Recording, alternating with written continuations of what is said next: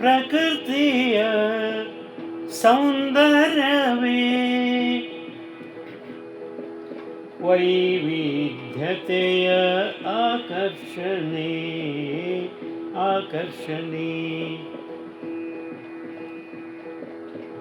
ಪ್ರಕೃತಿಯ ಸೌಂದರ್ಯವೇ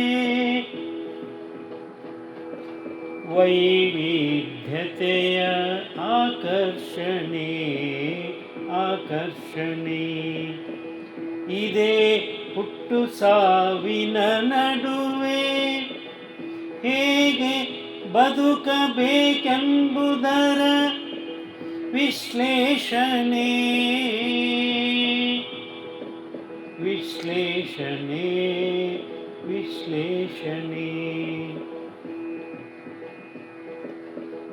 ನಮ್ಮ ಮುಖವು ಅರಳಿದ ಹೂವಿನಂತಿದ್ದರಲ್ಲವೇ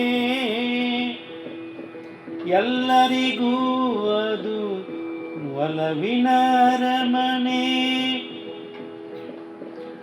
ಎಲ್ಲರಿಗೂ ಅದು ಒಲವಿನ ಅರಮನೆ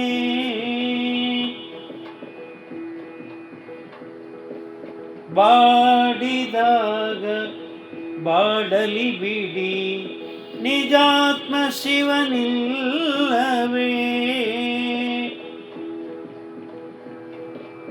ಮಾಡಲು ನಮ್ಮ ರಕ್ಷಣೆ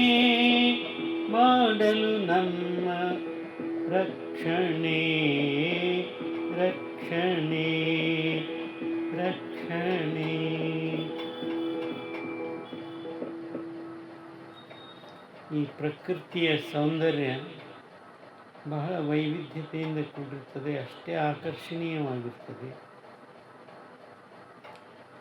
ಹಲವಾರು ಬಣ್ಣಗಳಿಂದ ಪ್ರತಿನಿತ್ಯ ಹೊಸದರಂತೆ ಕಾಣಿಸ್ತದೆ.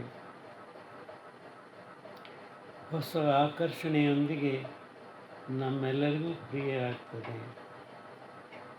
ಇದರಲ್ಲಿ ಒಂದು ಆಧ್ಯಾತ್ಮಿಕ ಸಂದೇಶವನ್ನು ನಮಗೂ ಕೊಡ್ತದೆ.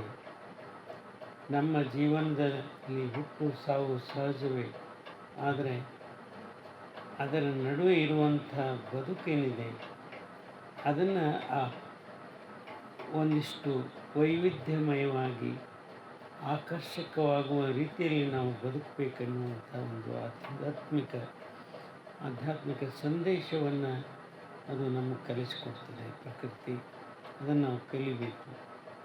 ನಮ್ಮ ಮುಖ ಕೂಡ ಯಾವಾಗಲೂ ಅರಳಿದ ಹೂವಿನಂತಿರಬೇಕು. ಹೂವು ಅರಳಿದಾಗ ಎಲ್ಲರಿಗೂ ಸಂತೋಷ ಕೊಡ್ತದೆ, ಅದು ಕೂಡ ಬಾಡಿ ಹೋಗ್ತದೆ, ಆದರೆ ಇರುವಷ್ಟು ಹೊತ್ತು ಎಲ್ಲರನ್ನೂ ಆಕರ್ಷಣೆ ಮಾಡ್ತದೆ. ಹಾಗೆ ನಮ್ಮ ಮುಖ ಕೂಡ ಇರುವಷ್ಟು ದಿವಸ ಅರಳಿದ ಹೂವಿನಂತಿರಲಿ, ಆಗ ಅದು ಎಲ್ಲರಿಗೂ ಒಲವಿನ ಅರಮನೆಯಂತೆ ಕಾಣಿಸ್ತದೆ. ಬಾಡಿದಾಗ ಬಾಡಲಿ ಬಿಡಿ, ನಿಜಾತ್ಮ ಶಿವನಿಲ್ಲವೇ ಯಾವಾಗಲೂ ನಮ್ಮ ರಕ್ಷಣೆ ಮಾಡಲು ಅಂತ ಹೇಳ್ತಾ 2 ಮಾತು ವಿರಾಮ ಕೊಡ್ತಾ ಇದ್ದೇನೆ. ಬರೆದು ಹಾಡಿದವರು ರವೀಂದ್ರ ಜಕಾತಿ.